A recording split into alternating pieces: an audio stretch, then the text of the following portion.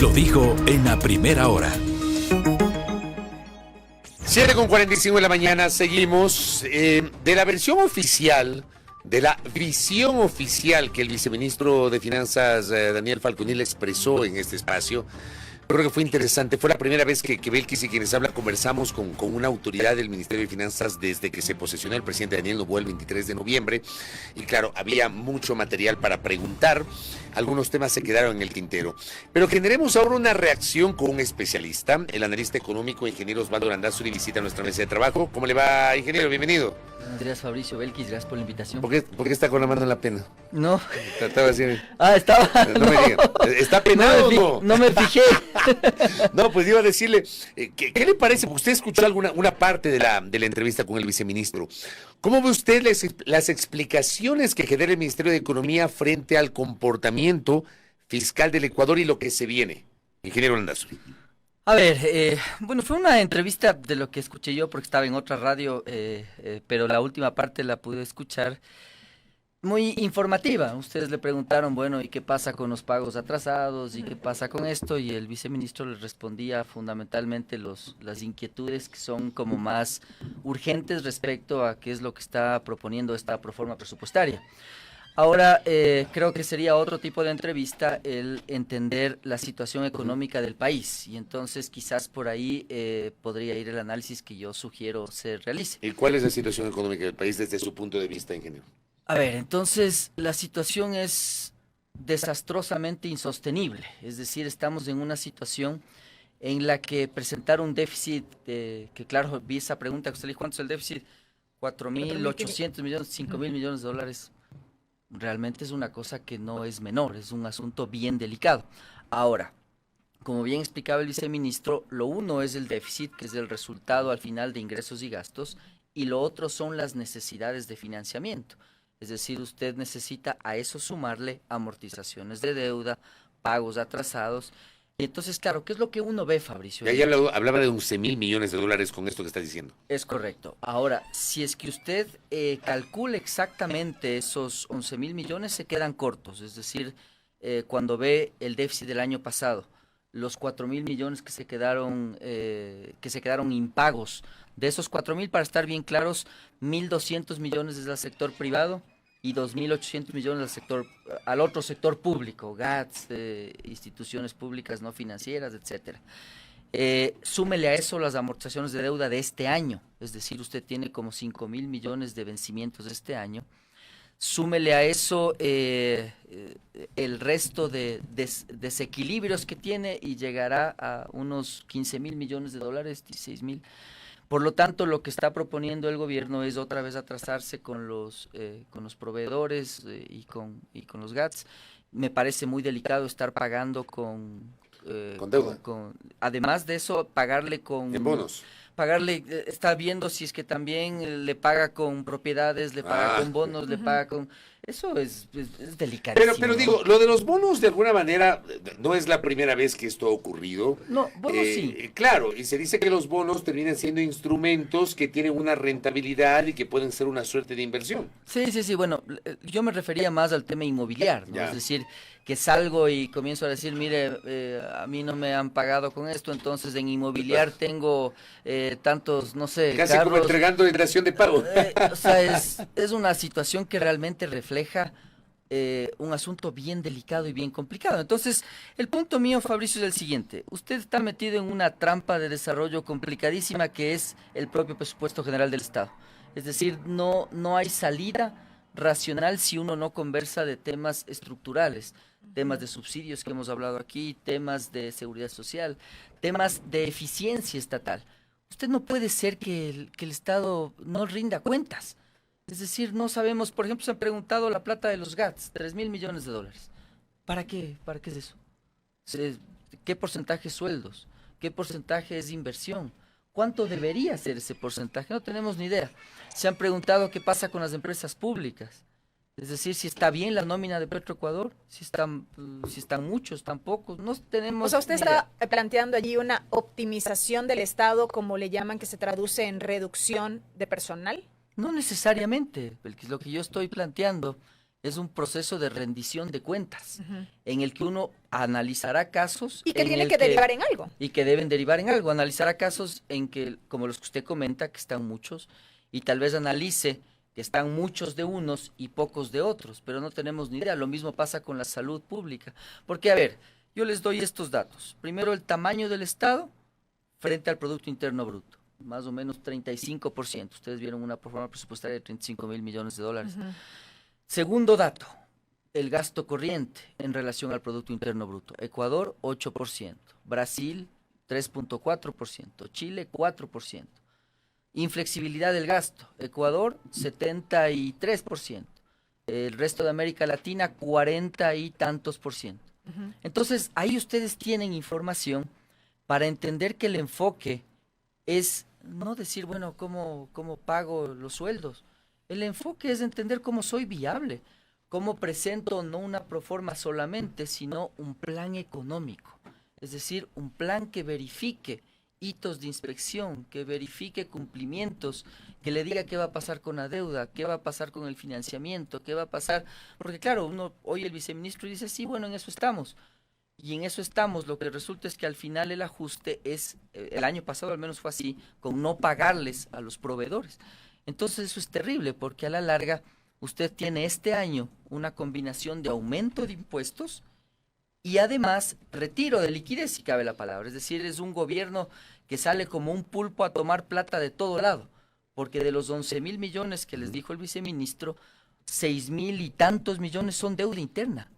Y otra vez entonces la deuda interna son los bonos que usted comenta, a la seguridad social, a los prestadores de salud, etcétera. Todos los demás. Y eso, usted puede decir, bueno, pero es rentable, Fabricio, pero en muchos casos la rentabilidad en finanzas pasa a un segundo plano cuando usted requiere liquidez.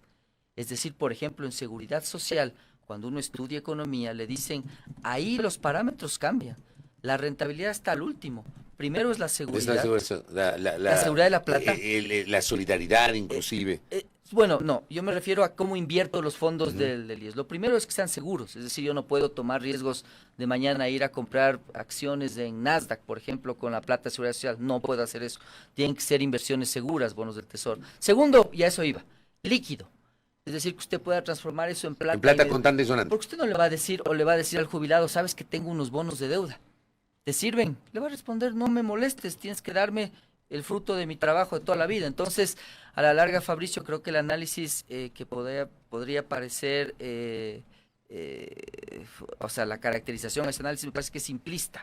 Es decir, no hay preguntas, respuestas, que realmente le digan al país, bueno, ¿y usted qué va a hacer el 2025 con otro vencimiento de deuda que es muy importante? Economista, de no tomarse estos correctivos que usted plantea, la transparencia de las cuentas, rendición de cuentas como tal, etcétera, las finanzas del país diríamos que seguirán siendo catastróficamente insostenibles, como lo refirió al inicio de la entrevista, pese a lo que se proyecta recaudar, por ejemplo, con la ley de conflicto armado interno, el incremento del IVA, el financiamiento externo a través de multilaterales, entre otros. Sí, y es que en realidad usted no está cambiando nada. Esta proforma, cuando el ministro habla de este ajuste compartido, ¿qué ajuste? No hay ningún ajuste. Y la otra pregunta, que es muy relevante, es preguntarle al gobierno, usted nos dijo que el IVA era para seguridad. ¿Vieron cuánto está subiendo el presupuesto de seguridad? Sube 200 millones de dólares. Es decir, eso es falso. Lo que está pasando es que están sacando plata para pagar sueldos. A todo, es decir, viendo de dónde saco plata para pagar los sueldos cada mes. Y respondo y complemento la pregunta de Belkis. Sube el IVA, Noboa muy hábil políticamente, porque me imagino que acuerdos habrán. Bueno, ahora creo que lo estamos viendo ya, este tema del COIP, que no es mi fuerte. Recauda va a la asamblea por 1.300, sale con 2.000 millones, ¿no es cierto? Hagamos otra vez números. Usted gasta unos 850 millones de dólares en burocracia por mes, entre sueldos y bienes y servicios de esa burocracia. Lo que recauda con tanto esfuerzo de la sociedad, le sirven para 2 meses de sueldo y un poco más. Entonces, cada vez que usted sigue esperando, Belkis, va a pasar que estos números se vuelven más inmanejables. Es decir, que usted ya tiene un problema que dice, esto ya requiere una una aproximación diferente. Por ejemplo, yo siempre traigo el caso Portugal y Grecia en Europa en el año 2009. Portugal vio la crisis, se ajustó enseguida. ¿Cómo se ajustó? Me pareció interesante. Ellos bajaron los sueldos de los servidores públicos 20%. Acuérdense que ellos también tienen el euro, igual que nosotros el dólar, es decir, un tipo de cambio fijo. Grecia peleó. Ustedes vieron cómo Grecia luchaba. Los jubilados en las calles, los jóvenes en las universidades, se demoraron 12 años en ajustarse con un costo social gigante. Entonces, lo que está pasando en el Ecuador es lo parecido a lo de Grecia. Es decir, luchamos, le queremos dar la vuelta, pero llega un punto en que usted ya no va a poder pedalear, Fabricio. Es decir, ya 4.000 millones de dólares de deuda a proveedores es ya complicado. Si es que eso se vuelve 6.000, 7.000, ya llega un punto en el que usted se queda sin poder dar respuesta a los diferentes actores. En ese camino estamos yendo, porque usted no le corrige al déficit. Y una cosa, estimados amigos, yo no soy, y yo le decía a Lazo, y se veía claramente la falta de formación del expresidente, de los que dice el déficit. No, no es así. Hay que ver para qué es el déficit.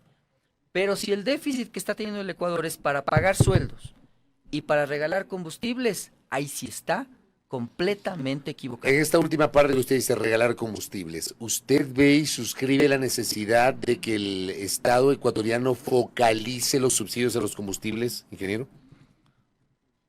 Voy a hacer, a ver, y le respondo a su pregunta con una respuesta unisílaba. No. Es decir, yo no creo en la focalización. Si no era eliminación. Yo creo en transparentar los precios, pero al mismo tiempo creo, Fabricio, que esa plata debe ir a inversión. Es decir, que, y les comenté a usted, Pero, o sea, no a gasto corriente. no debe ir a gasto corriente. Lo que debería pasar es que usted vaya a una comunidad y le diga, muy bien, 10 centavos en el combustible va a significar que yo te entregue una carretera, una escuela y un hospital. Y entonces ahí transformo el ajuste en algo racional. Bajo el gasto porque los subsidios es parte de este problema y aumento la inversión. Entonces la comunidad encuentra trabajo, encuentra actividad económica, encuentra dinamismo, encuentra empleo, que dije hace un momento, trabajo.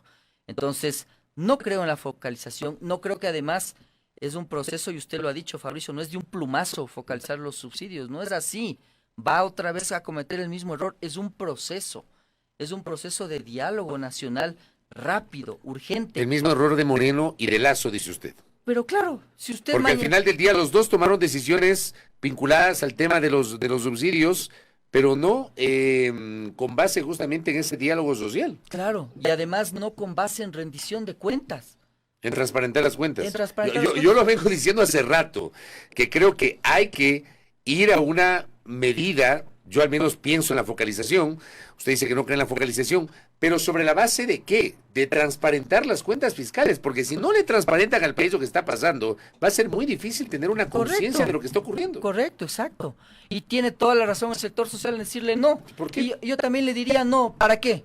Para que sigan saliendo escándalos de corrupción de expresidentes que ahora son los hijos, en cambio, los que tienen problemas con las medicinas en los hospitales. ¿Para eso subimos los combustibles, Fabricio? No, pues.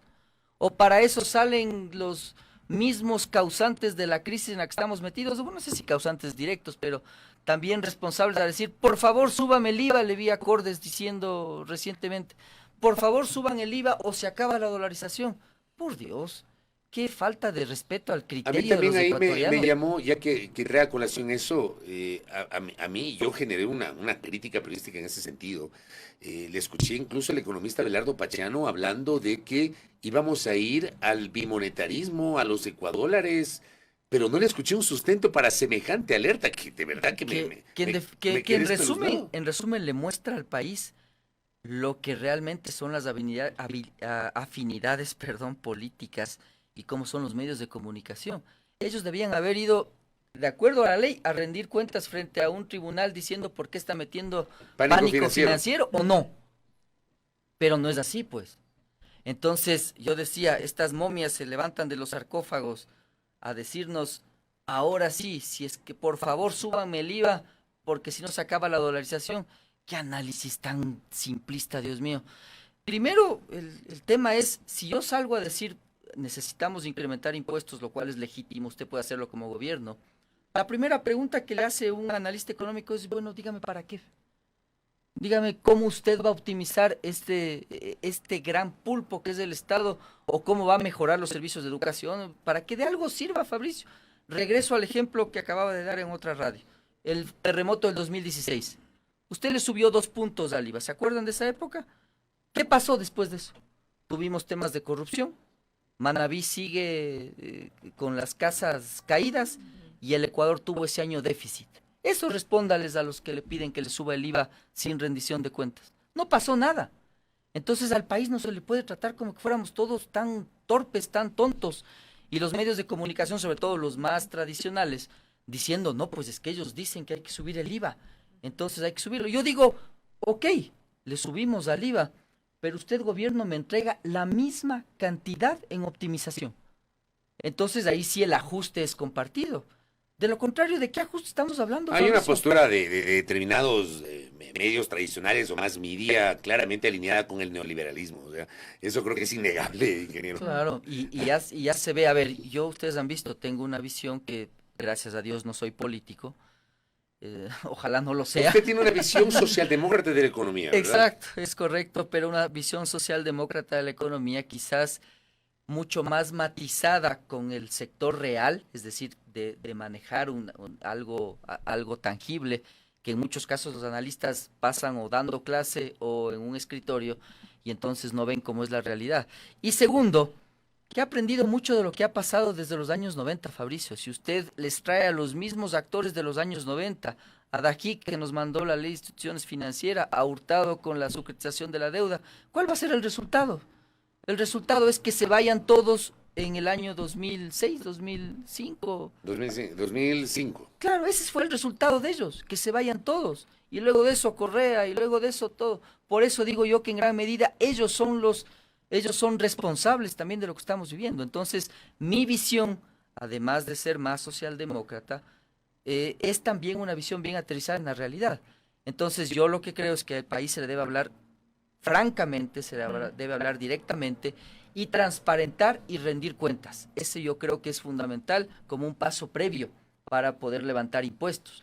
Incluso yo le daría un plazo al gobierno, le diría, perfecto, le subo el IVA 1 año, pero usted tiene 1 año para intervenir Petroecuador, CNEL, SELEC y decirme cómo esas empresas van a ser viables y rentables. Suficiente, 1 año o no. Pero tampoco así, pues. ¿Es tampoco... esto que le llaman algunos el pacto fiscal, ingeniero? No, sí puede ser, pero yo le veo más como un tema de, me gusta la caracterización de rendición de cuentas. Porque me parece a mí que, a ver, Daniel Noboa está, creo yo, desde lo político enfrentando un momento muy particular. El hombre hoy cumple 3 meses en el poder. El hombre tiene, y no lo digo yo por si acaso, para los detractores de Noboa, lo dicen 4 encuestas. Sí, claro, muy El buena hombre tiene entre el aceptación. 70 y el 80% de aceptación. El hombre tiene a la vuelta de la esquina y va a ser un medidor de su gestión a la consulta popular, en la que yo en lo personal no creo y no me voy a desdecir. Yo creo que se podía evitar ese gasto por la relación que tiene con la Asamblea. Pero bueno, va a haber consulta sí o sí el 21 de abril y va a ser un medidor de Noboa. Yo creo que frente a eso, además que yo no veo a la gente protestando masivamente por el inminente aumento del IVA, o sea, no es que tenemos grandes movilizaciones en las calles. Por la seguridad. Exacto, por el tema de seguridad. Yo creo que es un momento muy particular en el cual el presidente Noboa podría asumir el liderazgo de convocar un gran pacto fiscal, transparentando las cuentas y diciéndole, ¿saben qué? Esto es lo que tenemos. Vamos a incrementar el IVA del 12 al 13 o tal vez del 13 al 15 y vamos a hacer con la plata esto, un poco en la línea de lo que usted está diciendo. Yo creo que es el momento adecuado para que el presidente lo haga. Sí, y ojo una cosa, Fabricio. Lazo tenía 73% después de la vacunación. Retrocedo en el tiempo. Maguad salió en hombros de la Plaza de Toros Quito luego de firmar la paz con el Perú y un año más tarde estaba... De acuerdo, diciembre del 98. Estaba caído, o sea... Hay que tener mucho cuidado para administrar esas popularidades, encuestas y esas popularidades. Claro. Si usted le dice al país que va a luchar contra la inseguridad y todo lo demás, y me imagino que lo estarán haciendo. Yo, por ejemplo, hasta ahora dudo de ese famoso plan Fénix. Ojalá y lo tengan y yo esté equivocado y sería lo mejor para el país. Pero para mí, claro, ha sido una primera fase interesante de Noboa, con un manejo político también bien realizado y con algo de resultados que se miran en el tema de seguridad. Ahora, lo que sucede con Noboa es que entra en una vara absolutamente baja, Fabricio, para ser medido. Es no solo que usted no tiene empleo, sino que además le matan. Entonces, claro, si a usted le comienza a mostrar algo al ciudadano, el ciudadano le dice, estoy de acuerdo, está bien lo que está haciendo. Pero esa vara va creciendo un poquito. Y le dice, muy bien, ahora que el tema de seguridad está un poquito más estable, porque tampoco creo que se ha resuelto nada de fondo en ese tema, pues veamos el tema de empleo, de ingresos, de costo de la vida. Y claro, cuando usted vea lo que el IVA significa, la gente lo va a sentir, Fabricio.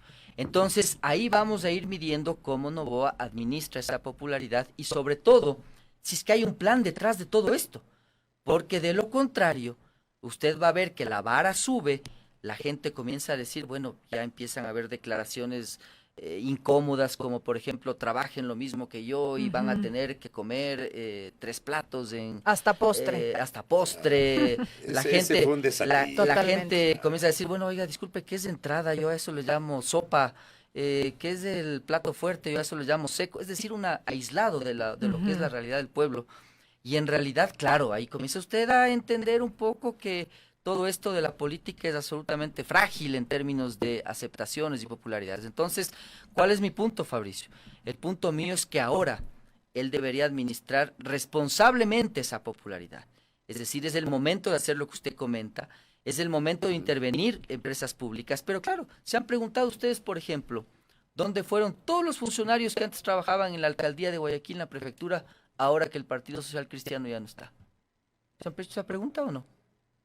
No. Claro, no. les invito a preguntarse, porque probablemente ahí entienden por qué nadie audita cuántos trabajadores hay en la municipalidad X, cuántos hay en la Y, cuánto hay en las empresas públicas, porque se devuelven los favores y en eso estamos metidos, Fabricio. Entonces, si ustedes se hacen esas preguntas y el gobierno las responde francamente, abiertamente, y se entiende entonces a dónde está yendo la plata, creo que va a ser fácil subir subsidios, eliminar subsidios o corregirlos, lograr un esfuerzo de la sociedad. De lo contrario, la gran pregunta que usted le debe hacer a Cordes es, oye, ¿y a dónde va a ir ese IVA? Así es. ¿A dónde va a ir el IVA que estás rogando que suban? Estoy de acuerdo con usted. Ingeniero, gracias por el tiempo, por la gentileza. A ustedes, Gracias. chicos, siempre es un gusto. Osvaldo Landazzo, el analista económico, con su visión sobre el comportamiento de la economía aquí en A Primera Hora. 8:08, pausa. Primera plana. Todas las noticias, todas las voces.